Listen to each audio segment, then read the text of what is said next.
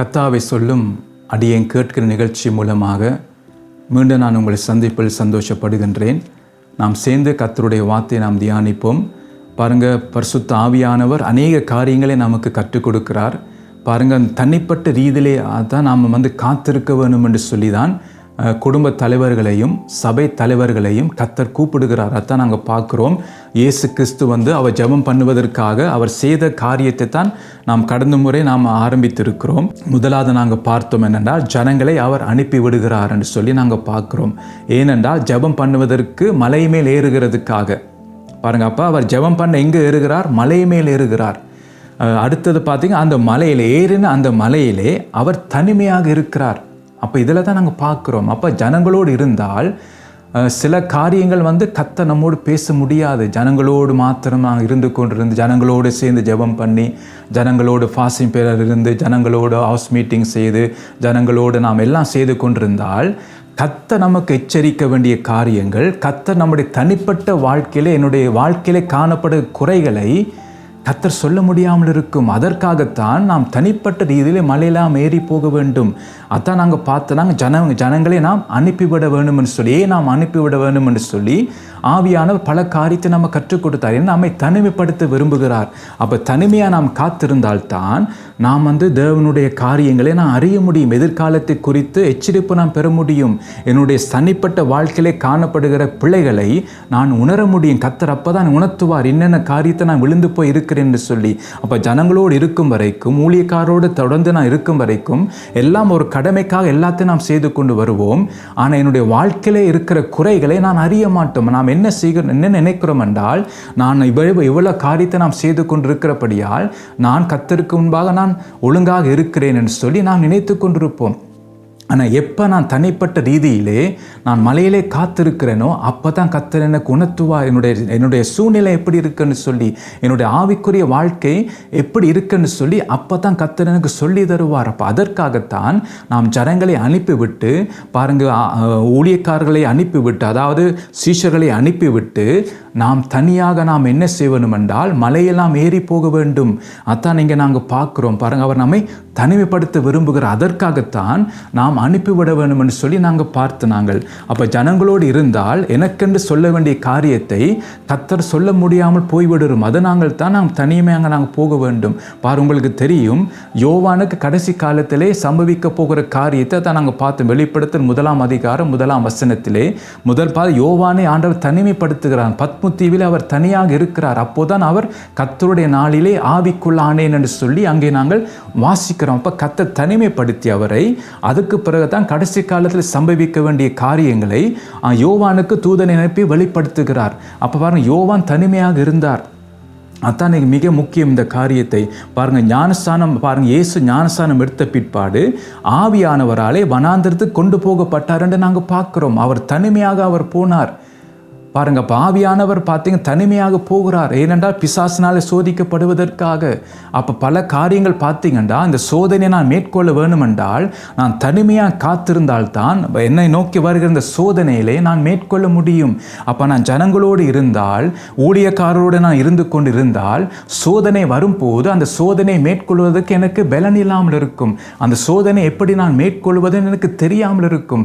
அப்போ அதை நான் கற்றுக்கொள்ள வேணுமென்றால் நான் தனியாக நான் போய் காத்திருந்தால்தான் பல காரியத்தை ஆவியானவர் எனக்கு கற்றுக் கொடுப்பார். வருகிற சோதனை எப்படி நான் தப்பலாம் என்று சொல்லி அதுக்குரிய காரியங்களை கர்த்தர் எனக்கு கற்றுத்தருவார்.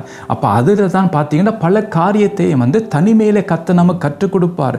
எதிர்காலத்தை குறித்த காரியங்களை கர்த்தர் எனக்கு எச்சரிப்பார். மற்ற சோதனை வரும்போது அதை எப்படி நான் மேற்கொள்ளலாம்னு சொல்லி அதை நான் கற்றுக்கொள்ளக்கூடியதாக இருக்கும். பாருங்கள், பல காரியத்தை நாங்கள் பார்க்குறோம். அதே போல தான் பார்த்தீங்கன்னா அங்கே பவுலில் நாங்கள் பார்க்கும்போது உங்களுக்கு அதை வாசித்தா நல்லா இருக்கும் நினைக்கிறேன். கலாத்தியர் 1 அதிகாரம் 16 18 உள்ள வசனங்களை நான் வாசிக்கிறேன். தம்முடைய குமாரனை நான் புறஜாதிகளிடத்தில் சுவிசேஷமாய் அறிவிக்கும் பொருட்டாக அவரை எனக்குள் வெளிப்படுத்தின பிரியமாக இருந்தபோது உடனே நான் மாம்சத்தோடும் இரத்தத்தோடும் யோசனை பண்ணாமலும் எனக்கு முன்னே அப்போஸ்தலனாரிடத்தில் எருசலேமுக்கு போகாமலும் அரபி தேசத்துக்கு புறப்பட்டு போய் மறுபடியும் தமஸ்கு ஊருக்கு திரும்பி வந்தேன். 3 வருஷம் சென்ற பின்பு பேதுருவை கண்டு கொள்ளும்படி நான் எருசலேமுக்கு போய் அவனிடத்தில் 15 நாள் தங்கியிருந்தேன். பாருங்கள், உங்களுக்கு தெரியும், பவுலை ஆண்டவர் வந்து அழைக்கிறார் ஊழியத்துக்குன்னு. புறஜாதிகள் மத்தியிலே ஊழியத்துக்காக பவுலை தெரிந்து கொள்கிறார். ஆனால் அவர் என்ன செய்கிறார் என்றால், உடனே அவர் பார்த்தீங்கன்னா அப்போஸ்தலரை தேடி போகவில்லை, உடனே பாருங்கள் பேதுருவிடத்தில் போகவில்லை. அவர் என்ன செய்கிறார் என்றால் 3 வருஷம் அவர் தனியாக காத்திருந்து ஜெபம் பண்ணுகிறார், காத்திருந்து ஆண்டவரை நோக்கி ஜெபம் பண்ணுகிறார், அவர் தனியாக காத்திருக்கிறார். அப்போ பல காரியங்களை நாம் அறிய வேண்டும் என்றால், என்னுடைய தனிப்பட்ட வாழ்க்கையில் என்ன குறைகள் இருக்குன்னு சொல்லி நான் அறிய வேணுமா, என்னுடைய குடும்ப சூழ்நிலை எப்படி இருக்குன்னு நான் அறிய வேணுமா, என் பிள்ளைகளுடைய மனநிலைமை எப்படி இருக்குன்னு நான் அறிய வேணுமா, அதுக்கு நான் என்ன செய்ய வேண்டும் என்றால், ஜனங்களை விட்டு ஊழியர்களை விட்டு நான் தனியாக நான் போக வேண்டும். அப்போ தனிப்பட்ட குடும்ப தலைவர்கள் வந்து வேலை என்ற வேலைகளுக்கு ஓடி தெரியாமல் அவங்க தனிப்பட்ட ரீதியிலே வந்து டைம் எடுத்து அவர்கள் காத்திருக்க வேண்டும். பாருங்க, 24 மணித்தியாலம் கர்த்தர் நமக்கு தருகிறார். அந்த 24 மணித்தியாலத்தை எப்படி தான் நாம் பயன்படுத்துகிறோம்னு பாருங்க. அதிகமாக நாம் வந்து உலக காரியத்தை தான் நமக்கு டைம் இருக்கு, ஆனால் நாம் என்ன சொல்றோம், நமக்கு டைம் இல்லை என்று சொல்லுகிறோம். நாம் தான் டைம் எடுக்க வேண்டும். பாருங்க, நமக்கு ஒரு வியாதி வரும்போது நாம் படுத்து கொண்டிருக்கிறோம். வியாதி வரும்போது நாம் படுக்கையாக இருக்கிறோம். ஏன்னா டைம் எடுக்கிறோம்.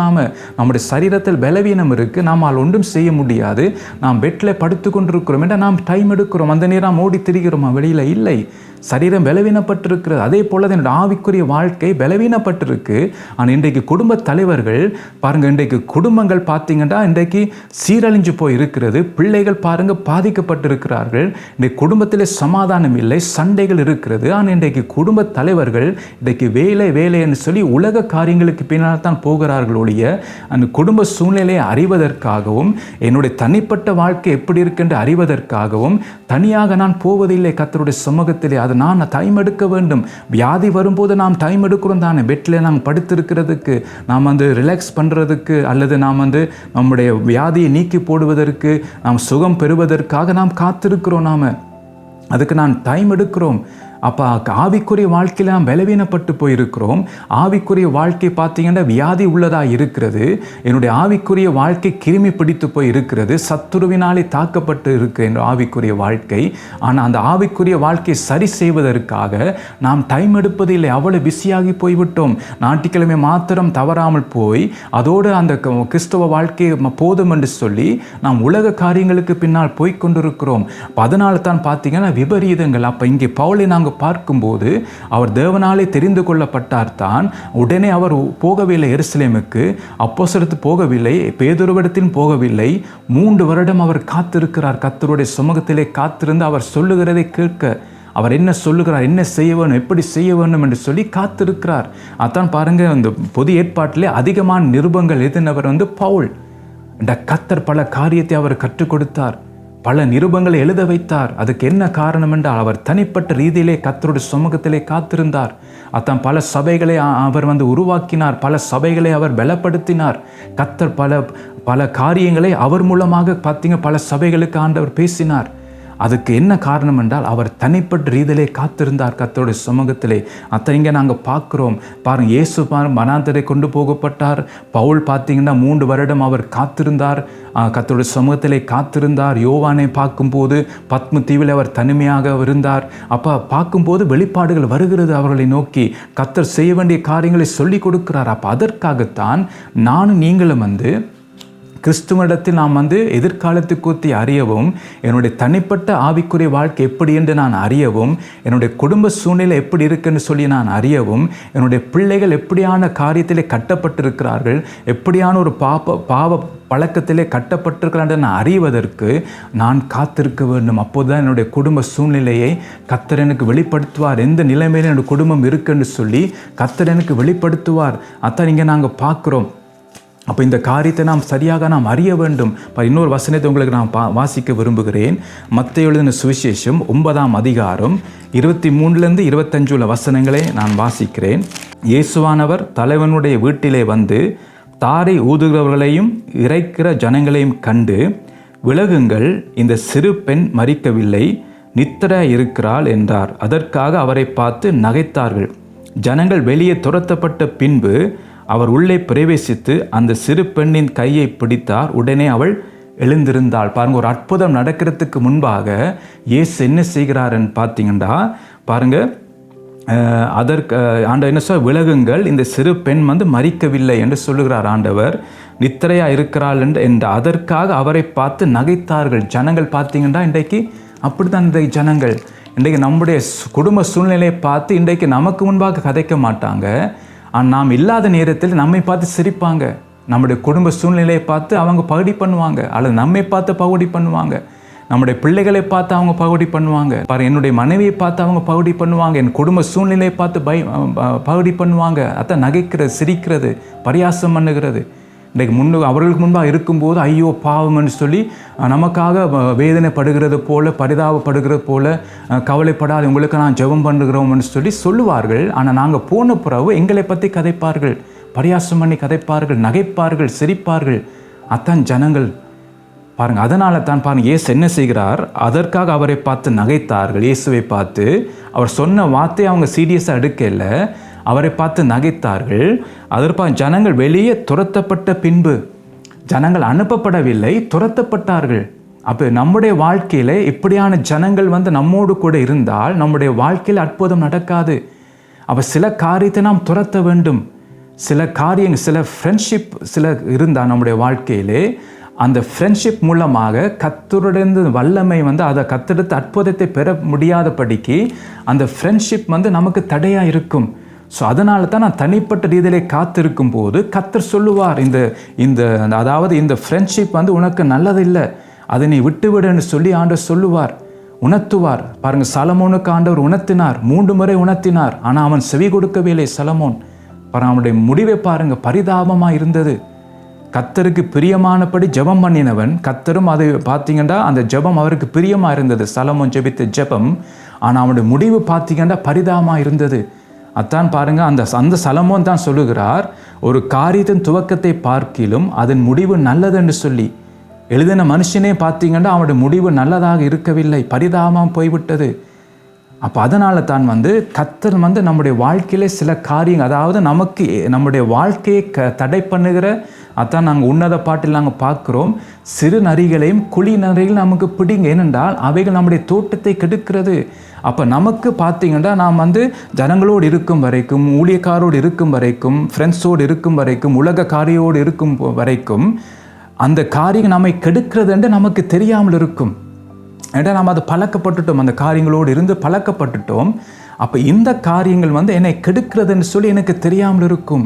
அப்போ நான் தனிப்பட்ட ரீதியிலே கர்த்தருடைய சமூகத்திலே காத்திருக்கும் போது கர்த்தர் சொல்லுவார், உன்னுடைய வாழ்க்கையில் என்ன காரியம் உன்னை கெடுக்கிறது, இந்த குழி நரியும் இந்த சிறு நரியும் உன்னுடைய வாழ்க்கையை கெடுக்கிறது, உன் குடும்பத்தை கெடுக்கிறது, உன் பிள்ளைகளை கெடுக்கிறது, ஆகவே அவைகளை துரத்தி விடுன்னு சொல்லி கர்த்தர் அந்த இடத்துல எனக்கு சொல்லுவார். அப்போ நான் துரத்த வேண்டிய காரியங்களை துரத்த வேண்டும். அதான் முக்கியம். அதற்காகத்தான் ஒவ்வொரு குடும்ப தலைவர்களும், சபை நடத்துகிற தலைவர்களும் தனிப்பட்ட ரீதியிலே கர்த்தருடைய சமூகத்திலே காத்திருக்க வேண்டும். அவர் எனக்கு பதில் சொல்லும் வரைக்கும் நான் காத்திருக்க வேண்டும். அதான் யாக்கோபு சொல்றார், நீர் என்னை ஆசீர்வதித்தால் ஒழிய உம்மை நான் போக விட்டேன். அதே போலத்தான் ஆண்டவர், நீர் எனக்கு பதில் சொல்லும் வரைக்கும் நான் உம்மை விடமாட்டேன்.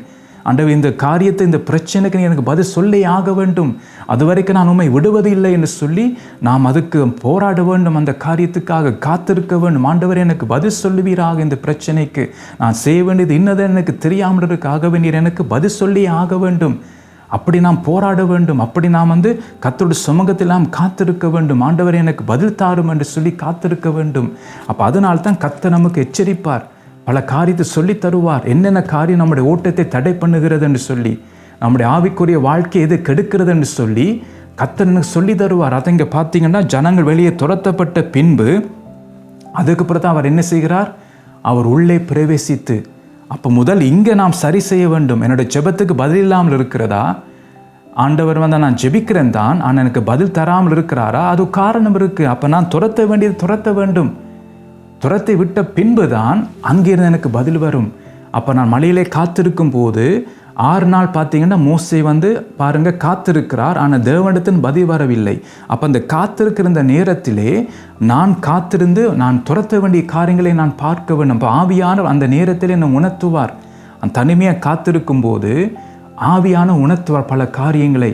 அதான் என்னுடைய ஆவிக்குரிய வாழ்க்கை எது கெடுக்கிறது, என்னுடைய குடும்ப வாழ்க்கை எது கெடுக்கிறது, என்னுடைய பிள்ளைகளை எது கெடுக்கிறது, எந்த குழி நரியும் எந்த சிறு நரியும் எது கெடுக்கிறதுன்னு சொல்லி அங்கே ஆண்டவர் என்ன செய்வார், எனக்கு உணர்த்துவார். அப்போ அவைகளை நான் ஒன்று ஒன்றா துரத்தும் போது பாருங்கள், அதுக்கு தடையாக இருக்கிற காரியங்கள் எல்லாவற்றையும் அகற்றி விடும்போது பாருங்கள், கர்த்தர் எனக்கு பதில் கொடுக்க ஆரம்பிப்பார். அதை நாங்கள் பார்க்குறோம்.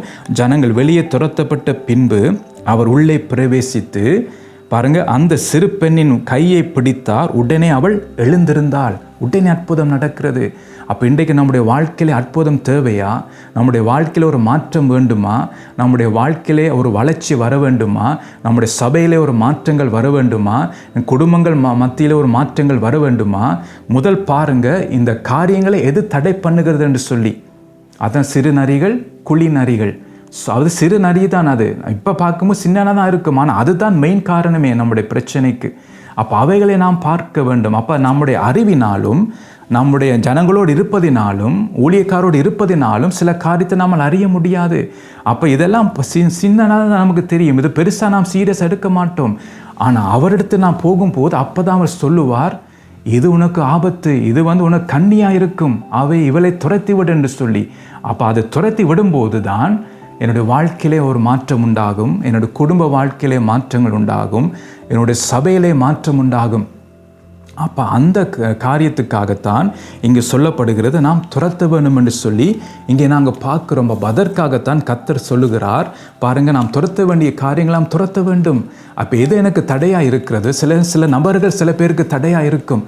சில நபர்களோடு இருப்பதினாலே அது எனக்கு தடையாக இருக்கும். அப்போ அந்த காரியத்தை கர்த்தர் தான் எனக்கு சொல்லி தருவார். சில பேரை நாம் அகற்றி விட வேண்டும். சில காரியங்களை விட்டு நாம் பிரிந்து போக வேண்டும். சில காரியத்தை நாம் விட்டு விட வேண்டும். அப்போ அதெல்லாம் கர்த்தருடைய ஆவியானவர் நமக்கு சொல்லி கொடுப்பார். நாம் என்ன செய்ய வேண்டும், ஏது செய்ய வேண்டும் என்று சொல்லி கர்த்தர் நமக்கு சொல்லி கொடுப்பார். அப்போ அந்த காரியத்தை நான் கவனமாக இருக்க வேண்டும். அதற்காகத்தான் நான் தனிப்பட்ட ரீதியிலே அந்த மலையிலே நான் காத்திருக்கும் போது கர்த்தர் ஒன்றொன்றாக எனக்கு சொல்லி தருவார். அப்போ அது எல்லாத்தையும் நான் சரி செய்ய பாருங்க, எனக்கு இருக்கிற அந்த தடைகளை, அந்த கர்த்தருடைய வாழ்க்கையில் செயல்பட முடியாதபடி இருக்கிற தடைகள் எல்லாம் கர்த்தருடைய ஆவியானவர் என்னை கொண்டு அதை எடுத்து போடுவார். நான் அதை செயல்படுத்த வேண்டும். பாருங்க, எனக்கு ஒரு வியாதியாக இருந்தால் டாக்டர் மாத்திரை தரலாம். அந்த மாத்திரை நான் தான் போட வேண்டும். அந்த டாக்டர் சொல்லுகிற மாதிரி அந்த மாத்திரையை நான் போட்டால்தான் எனக்கு சுகம் வரும். அந்த மாத்திரையின் கையில் வைத்திருப்பதினாலும் வீட்டில் வைத்திருப்பதினாலும் எனக்கு சுகம் வராது. அப்போ அந்த மாத்திரை அந்த டாக்டர் எப்படி என்ன சொல்லுகிறாரோ, எப்படி நான் அதை எடுக்க வேண்டும் என்று சொல்லுகிறாரோ அதன்படி நான் செய்தால்தான் என்னுடைய வாழ்க்கையில் சுகம் வரும். அதே போலத்தான் பாருங்க, என்னுடைய பரம வைத்தியராகிய கிறிஸ்துவத்தை நான் போய் கேட்க வேண்டும். என்னுடைய தலையாகிய கிறிஸ்துவத்தை நான் கேட்க வேண்டும். ஆண்டவர், இந்த பிரச்சனைக்கு நான் என்ன செய்ய வேண்டும் என்று சொல்லி அவர் எனக்கு மாத்திரை தருவார். அவர் எனக்கு சொல்லுவார், கர்த்தருடைய வார்த்தை எனக்கு தருவார். நான் செய்ய வேண்டியது என்னன்னு சொல்லி எனக்கு சொல்லுவார். அப்போ அதன்படி நான் செய்யும் போது நான் கண்மலை மேல் என் வீட்டை நான் கட்டுகிறேன். அப்போ எந்த புயல் வந்தாலும், எந்த தீங்கு வந்தாலும் நான் அசையாமல் கர்த்தருக்கு உறுதியாக நான் இருப்பேன்.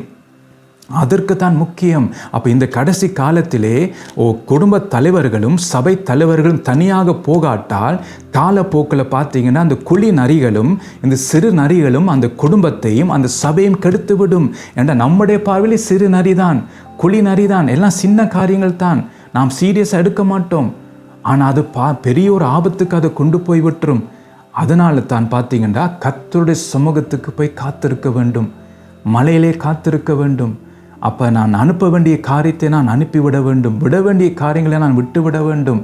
அப்போ கர்த்தர் எனக்கு சொல்லுவார், என்ன காரியம் எனக்கு தடையாக இருக்குன்னு சொல்லி, எந்த நபர் எனக்கு தடையாக இருக்குன்னு சொல்லி கர்த்தர் சொல்லுவார்.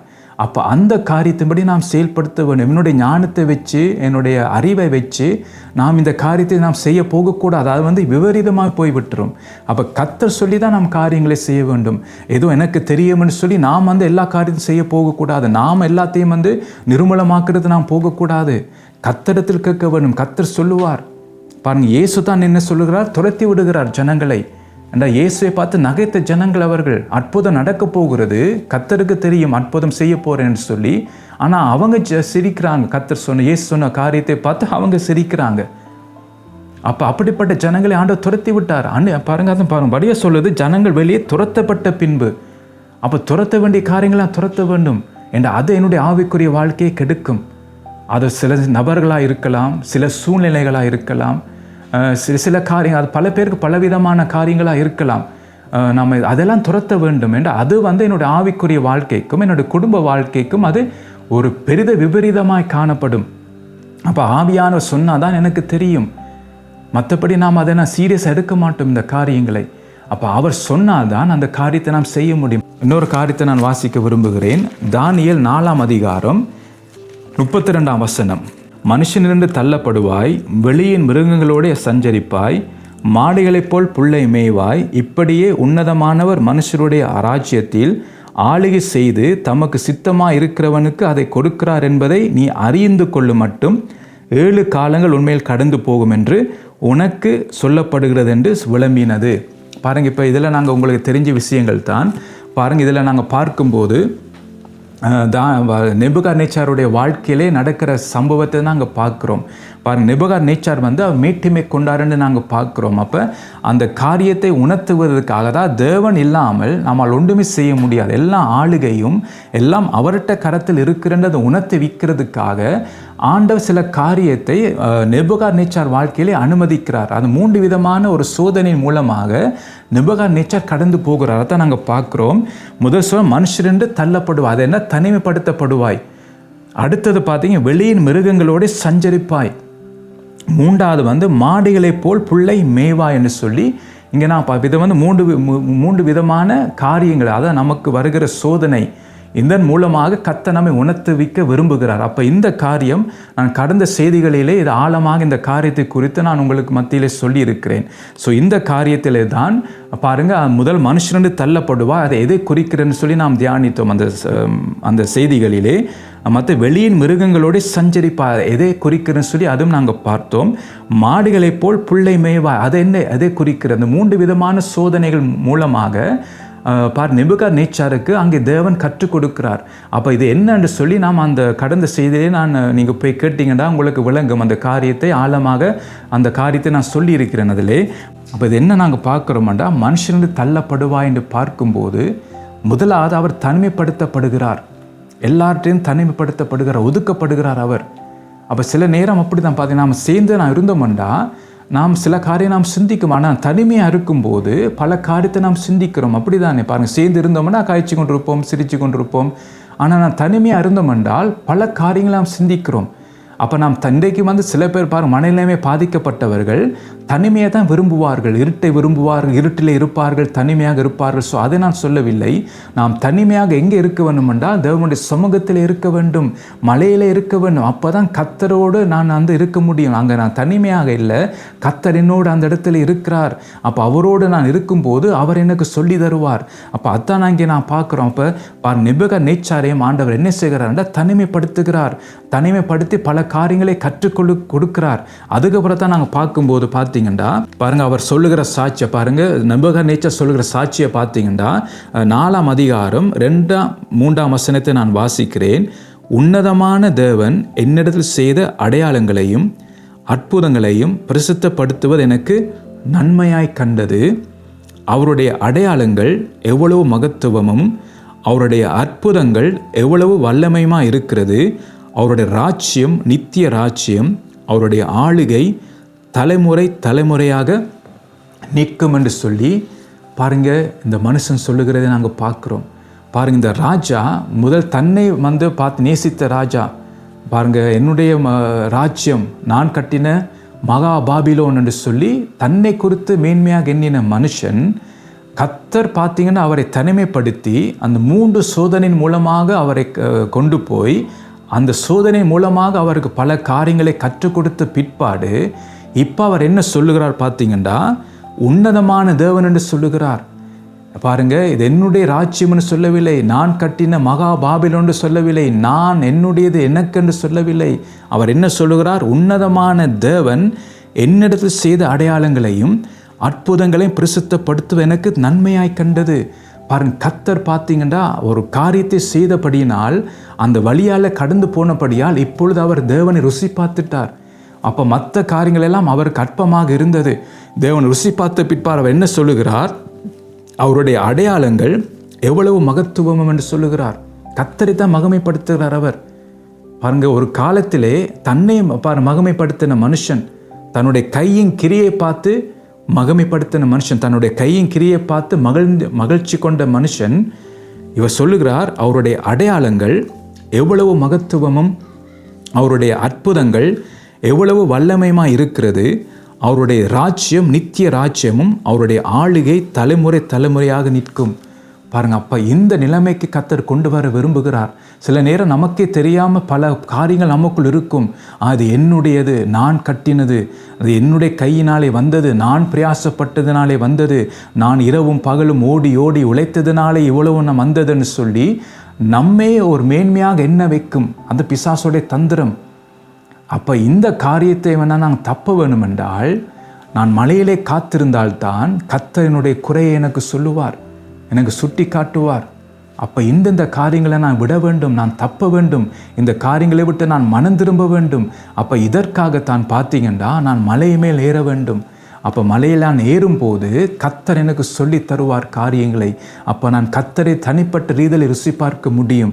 அப்போ கர்த்தருடைய சமூகத்தை நான் வாஞ்சிக்க முடியும். கர்த்தருடைய மகிமை எனக்குள் காணப்படும். அப்போ என்னுடைய வாழ்க்கையில் ஒரு மாற்றம் உண்டாகும். பிறகு கர்த்தர் சொல்லுகிற அந்த செய்தியை என் குடும்பத்துக்கு நான் சொல்லும்போது குடும்பத்தில் ஒரு மாற்றம் உண்டாகும். பிள்ளைகள் என்னென்ன கட்டிலே கட்டப்பட்டு இருக்கிறார்களோ அந்த கட்டிலிருந்து பிள்ளைகள் விடுதலை ஆகுவார்கள். கர்த்தரை அவர் ருசி பார்ப்பார்கள், கர்த்தரை அவர்கள் பற்றி கொள்வார்கள். அந்த சங்கீதம் 34 சொல்லுகிறது, கர்த்தர் நல்லவர் என்பதை ருசித்து பாருங்கள், அவர் மேல் நம்பிக்கை இருக்கிற மனுஷன் பாக்கியவான்னு சொல்லி. அப்போ பிள்ளைகள் எல்லாம் பார்த்தீங்கன்னா இதுவரைக்கும் அவர் கட்டாயத்தை நிமித்தமாகவும் அவர்கள் பார்த்தீங்கன்னா பெற்றோர் நிமித்தமாகவும் தேவனை தேடிக்கொண்டு வந்திருக்கலாம்.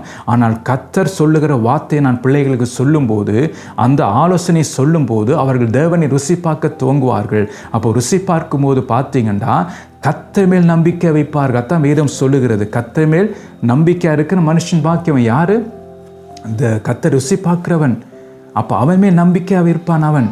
அப்போ அதனால் பார்த்தீங்கன்னா அந்த மாற்றம் குடும்பத்திலே வரும். அப்போ குடும்பமாக கர்த்தர் மேல் நம்பிக்கையாக இருப்பார்கள். இதுவரைக்கும் உலக காரியங்களுக்கு பின்னால் போனவர்கள், பணத்துக்கு பின்னால் போன குடும்பம், படிப்புக்கு பின்னால் போன குடும்பம், உலக மகிமைக்கு பின்னால் போன குடும்பம் இப்போ தேவனுடைய சமூகத்தை வாஞ்சிக்க துவங்கி விட்டுரும்.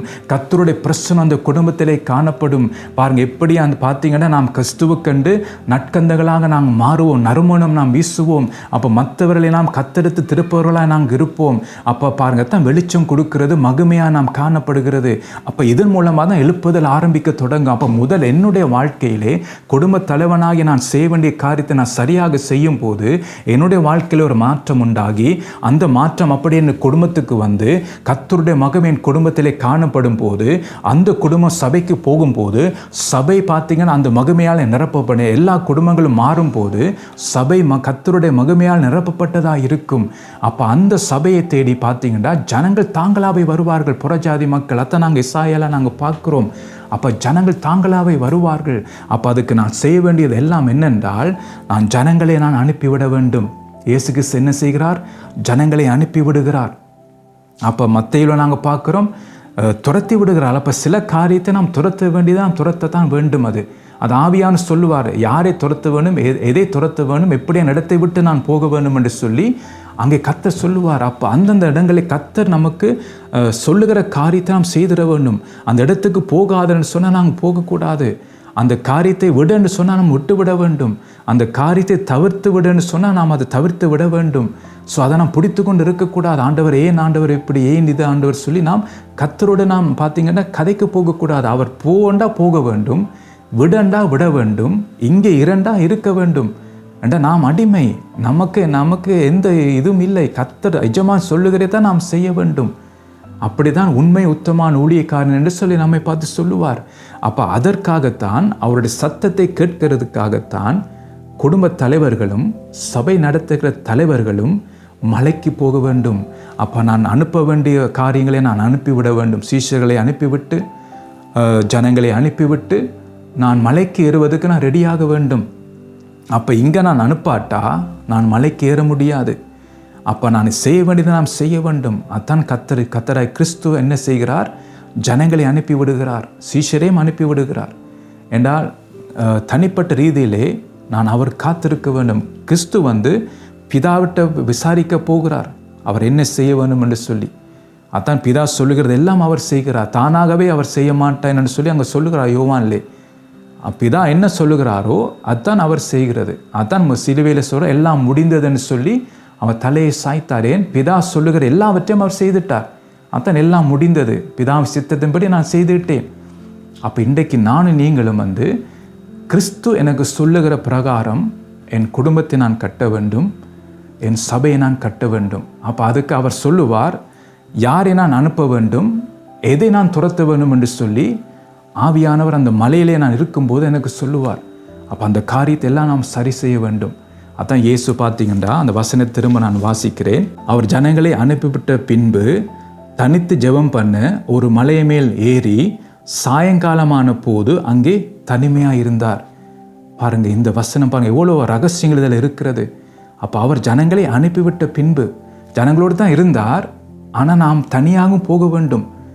அப்போ இன்றைக்கு ஊழியக்காரர்கள் ஜனங்களோடே தான் இருக்கிறார்கள். அவர்களோடு இருந்து ஊழியம் செய்வது, அவர்களோட ஜெபம் பண்ணுவது, அவர்களோட எல்லாத்தையும் நாம் செய்வது, ஆனால் தனியாக கத்தரத்தில் போவதில்லை. அதான் அதிகமான விபரீதம். இத்தான் காரணம். சபையிலையும் குடும்பங்களையும் வர்ற காரியங்கள் தனிப்பட்ட ரீதியிலே நாம் அங்கே போக வேண்டும்.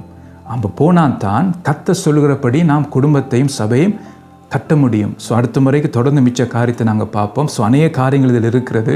ஸோ இதெல்லாம் பார்த்தீங்கன்னா இந்த கடைசி காலத்திலே ஒரு எழுப்புதலுக்காகத்தான் கர்த்தர் இந்த தனிப்பட்ட குடும்ப தலைவர்களையும் சபை தலைவர்களையும் கூப்பிடுகிறார். அப்போ நாம் அதை செய்தால்தான் எழுப்புதல் பார்த்தீங்கன்னா குடும்பத்திலே ஆரம்பித்து அது சபைக்கு போகும். அதான் இசாயா சொல்லப்பட்ட காரியத்தை அதன்படி நம்முடைய வாழ்க்கையிலே மாறும், சபையும் மாறும். ஸோ அந்த காரியத்துக்காகத்தான் கர்த்தர் நம்மை கூப்பிடுகிறார். ஸோ கர்த்தர் தாமே உங்களை ஆசீர்வதிப்பாராக. அடுத்த முறைக்கு உங்களை நான் சந்திக்கிறேன்.